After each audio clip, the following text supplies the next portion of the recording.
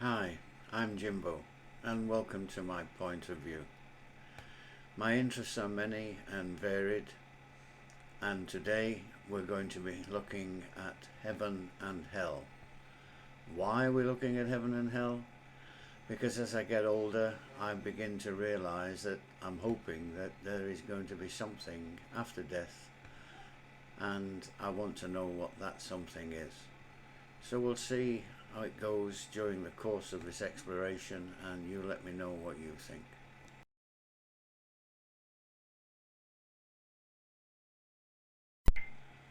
What do Christians believe about heaven? Heaven is described as an eternity in the presence of God, as heaven is a state of being rather than a physical place. Heaven is the ultimate aim for all Christians, for their soul to be reunited with God and united with Christ. It's difficult really to envisage such a thing. If it's not a physical place, where does your physical body go? Because we're told that, and after the day of judgment, that your physical body will be reunited in heaven. It seems to me that Christian heaven really is just a state of bliss by being next to God and Christ. Not sure if that is particularly the way that I see it or the way that I want to see it, but it's a starting point. Let's now have a look at hell and see what that is.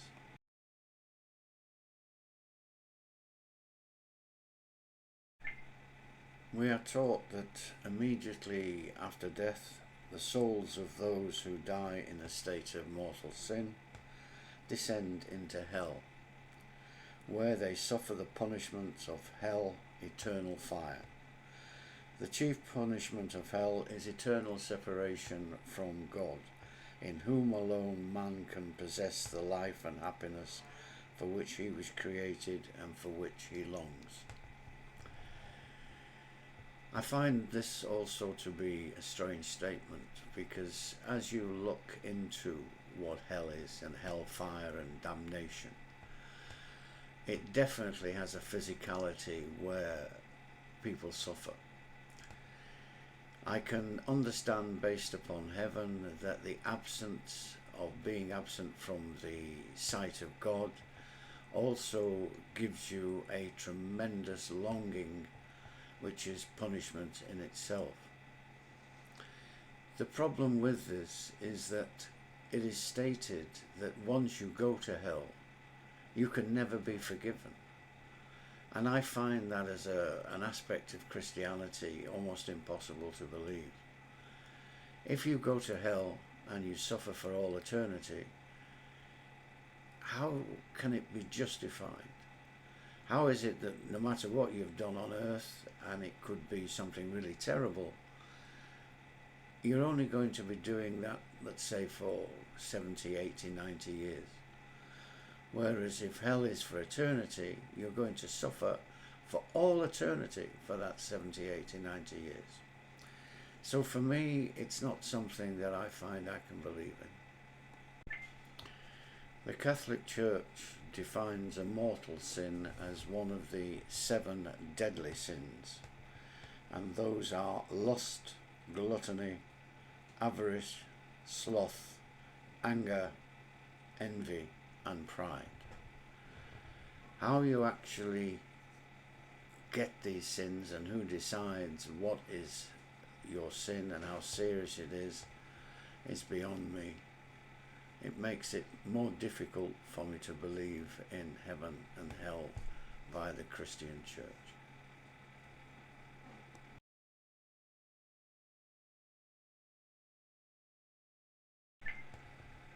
The story of heaven in Islam is quite complex. However, at its base level, heaven is a place of joy. It's a place of reward. And the reward is given to those that follow Islam to the letter. For example, praying 5 times a day, giving a tenth of your earnings to the poor, going to Mecca in your lifetime if at all possible, and the 5 precepts of Islam. The difficulty becomes when you look at the rewards that you are getting for what you're doing. There is 2 kinds of rewards, and they're given for a different kinds of jihad. Now, jihad to a Western mind is a holy war, or a war that is declared as holy. But actually the main jihad is following the precepts of Islam as laid down in the Quran and the Hadith. And to get that, you really must be a very, very religious person and follow Islam in its entirety. The rewards for that, they talk about 72 houris or virgins. I'm not quite sure that's exactly what is meant, but it's certainly, because it says in other parts, it's about getting your family, about being able to get your family forgiven of their sins, up to 70 in number, and it's very complex. The second jihad is more defending the faith of Islam, defending its physicality in our country, defending those that would blaspheme against it. Once in heaven, then you are with God, and God will shower upon you all the bountiful things that you have. I can understand this from a point of view that it's not like the Christian one where you just sort of seem to sit in blissful ignorance, but it's part of everything. You get great food, you have good times with your family and remembering and so on.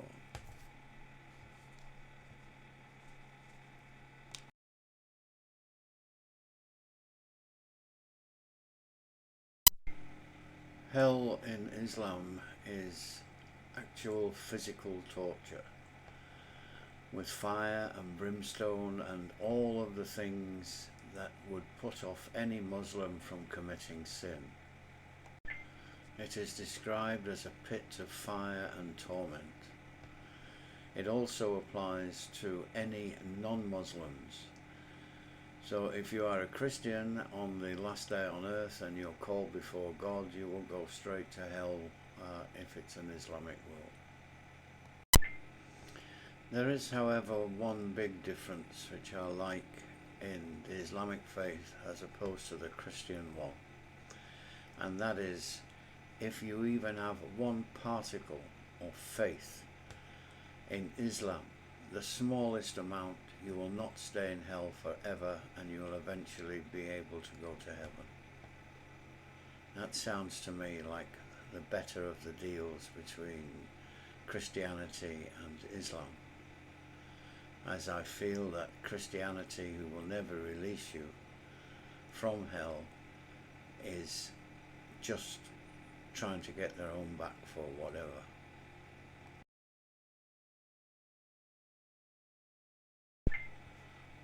Strictly speaking, or perhaps speaking with complexity, there is no heaven and hell in Judaism. The wicked can go to a form of purgatory for about 1 year and then ascend, if you like, into whatever version of heaven they may believe in. But mostly it's a matter of looking after the dead, making sure that everything is okay in that respect. It also can get very complex. If you read up on it, it seems to be contradictory in parts, and I'm not going to go into it in great detail now. Needless to say, at this moment in time, Christianity and Islam are much more similar in this respect than Judaism is. So I'm going to pass over Judaism, and if you want to look it up, I can always put some tips on where to look below.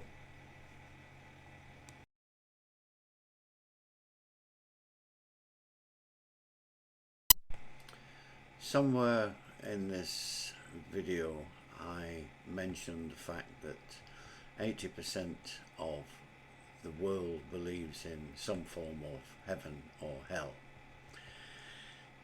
I did this because of the four great religions in the world, which are Christianity, Judaism, Islam, and finally we come on to Hinduism. What many do not understand is that Hinduism also encompasses in many respects Buddhism, Sikhism, Jainism, etc., etc. Hinduism is extremely complex. It's a very, very old religion and goes back thousands of years. Again, it doesn't seem to have an actual vision of heaven and hell. The nearest that I can find out without coming up with a lot of Indian words and then going explaining those in great detail is nirvana. And I'm not talking about the pop group here, but I'm talking about a state of being, a state of mind that Hindus believed can be achieved.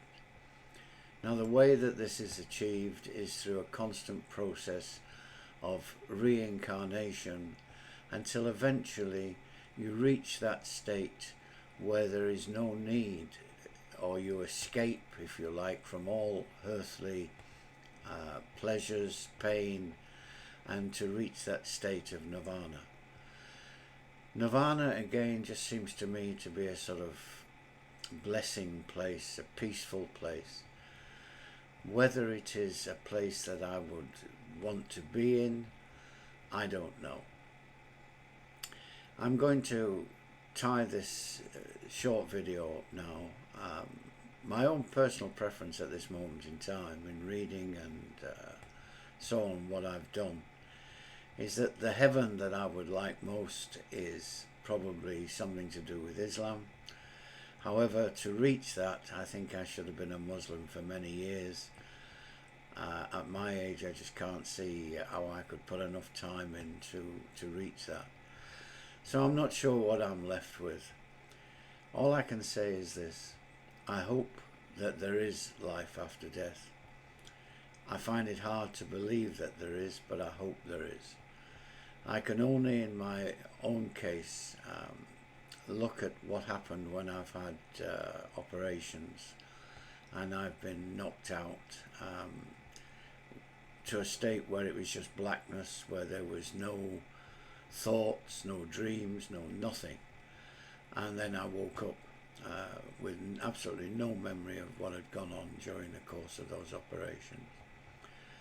Perhaps death is like that. I hope not. I hope there's something there for all our sakes. But if there isn't, we'll never know. Okay, thank you for watching. Hope you subscribe, and I'll see you again on a video in the future.